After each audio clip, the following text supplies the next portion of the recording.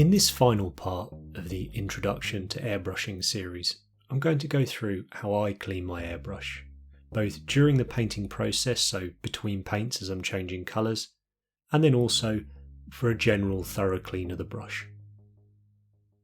I'll be using Q-tips or cotton buds, some airbrush cleaner, some water, a little isopropyl alcohol where necessary, and a lint-free cloth.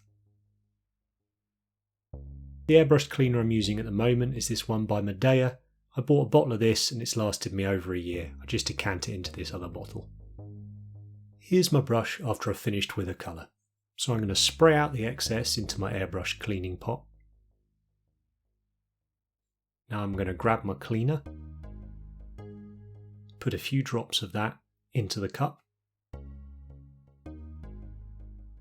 Then I'm going to take my cloth, and just like in the other video where I pinched the end to backflow, I'm going to do exactly the same with the cleaner.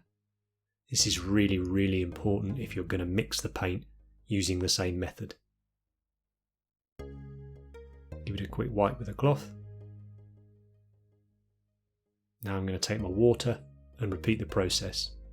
So everywhere I've put paint, I've put cleaner, and then everywhere I've put cleaner, I've put water. And once you get in the swing of this, it just takes a couple of seconds between colours. A couple of paints you may have this issue with, and it tends to be the lighter coloured ones. The pigments sometimes will sit at the bottom of the brush, even when you've cleaned it through how I've just shown you. So if you can remove the cup on your brush, do, but it doesn't matter if you can't, you can still get in there. You can see in the bottom, it's quite an extreme example. I've got a load of white paint still there. So I'm going to take my cotton bud and my Q-tip, a little bit of airbrush cleaner, and just twist it around in there. Initially, this is just to clean the needle, because I'm going to take the needle out in a second, and I don't want to drag a load of paint back through the brush.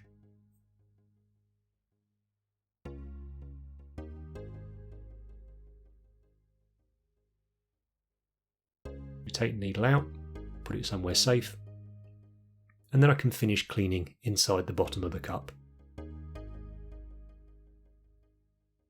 And again, this is no solvents, nothing like that, it's just normal airbrush cleaner.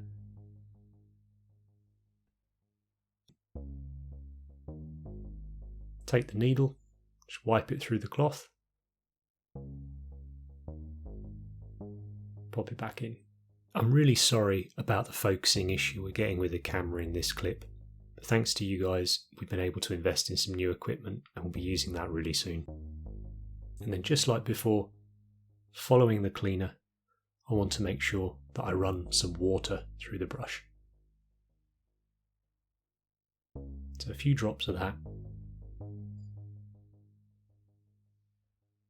Little backflow.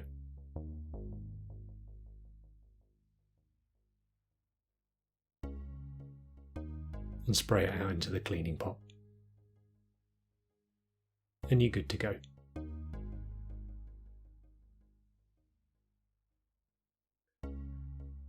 We really shouldn't be getting much, if any, paint back in the brush. It should be in the cup and at the end here.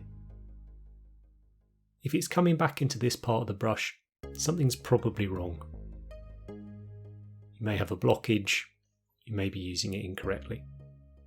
And also, if like me, you mix it using the backflow method, you'll force the paint back up where you don't want it to go.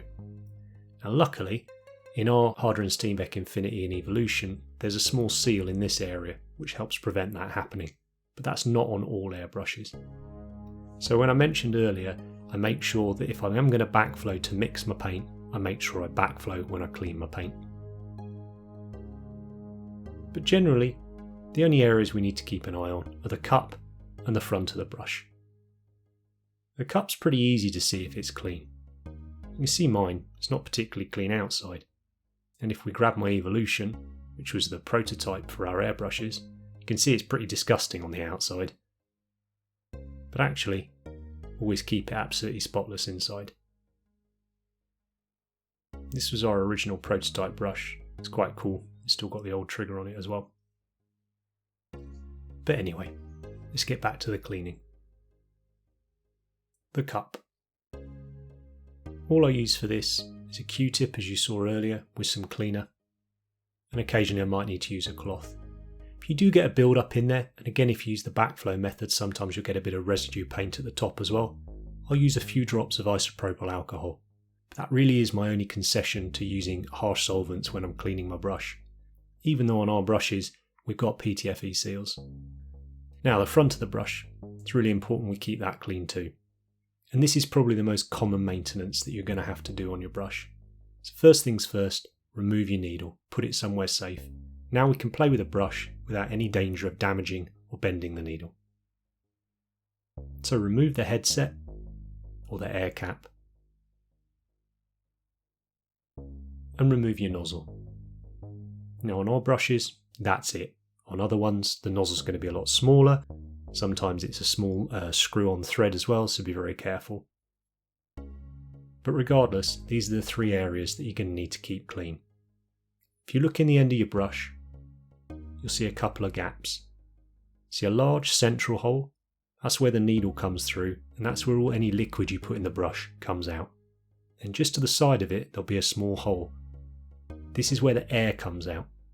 So it's important that we keep both of these clear. And you guessed it, Q-tip. A little bit of airbrush cleaner, no problem. Next up, the nozzle. Now it's pretty easy to see if this is blocked. Just hold it over some white paper and look down it. Quick blow, because sometimes there may just be a tiny bit of water there, and you can see. Doesn't appear to be any blockages in there. It only needs to be the tiniest little flake of paint though to start giving you issues. Now you can get little airbrush reaming tools, or I just use an old needle. To begin with, I'll just squirt backwards with a bit of water. And then very gently with the reaming tool or the needle, just move it around inside. You don't want to be forcing it through very hard. The nozzle's a very soft metal compared to the needle. You don't want to flare it out. But just take your time. And all you're looking for when we see through that nice perfect circle. Now the nozzle needs to sit ever so slightly proud of your air cap, and there needs to be a tiny little gap between the nozzle and the cap. This is where the air comes out and then mixes with the paint. So to keep this clean, yep, Q-tips again. And you can get these little pointy ones as well that are even better for this job. To clean inside, and then really make sure you clean the end here. So you might need to remove your needle guard as well for this. If you get any paint build up there, particularly if you spray varnish through, you end up losing that little gap between the needle and the air cap. And you'll press down on the brush and it will feel like there's no air coming out and you'll think there's some sort of horrible blockage in the cup. There isn't. It's often just this. So with airbrush cleaner, just wipe away. And don't be scared of airbrushes, they're not made of glass. A lot of them are very durable metal, especially when we're not using any horrible abrasives on them.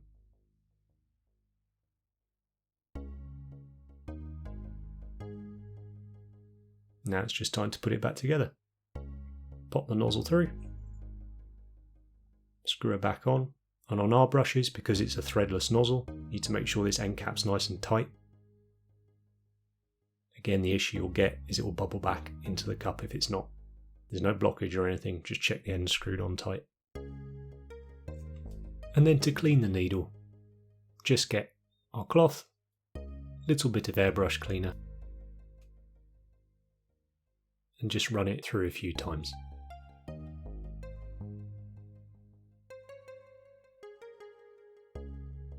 And then when you pop it back through the brush, just like when we were cleaning it earlier, don't ram it through, don't push it through too hard. You don't want to flare the end of the nozzle out, just enough till you feel some resistance. Pop it back together, and that's it. I'm not a fan of using harsh chemicals and solvents on your brush when it isn't necessary, particularly if you don't have very high quality seals in the brush, because these solvents will cause them to perish and then your brush doesn't function properly. Of course you can replace them, but this is just time that you could be painting. I also don't find there's any need to use an ultrasonic cleaner. And all I use, honestly, are the processes that I've shown in this video. And when you get into the rhythm of it, it takes hardly any time at all. I very rarely now ever have to take my brush apart to properly clean it, because I'm always cleaning between every single paint. It's also true that the better quality the airbrush is, as in the better quality the machining is that's gone into constructing it, you'll have a much easier time maintaining it and keeping it clean. The surfaces are much smoother and there's less areas for the paint to stick to. I hope you've enjoyed this series and you found it helpful. I know when I started out just over 10 years ago, I spent the first 6 months or so of my airbrushing time pretty much just sorting out blockages and cleaning it. So I hope these videos will help you bypass all of that nonsense and just get on and enjoy airbrushing and realising that it's just part of the process for painting your armies and painting your models. As usual, if you have enjoyed it, then hit the like button. And hit subscribe as well, it really helps us out. And I'll see you next time.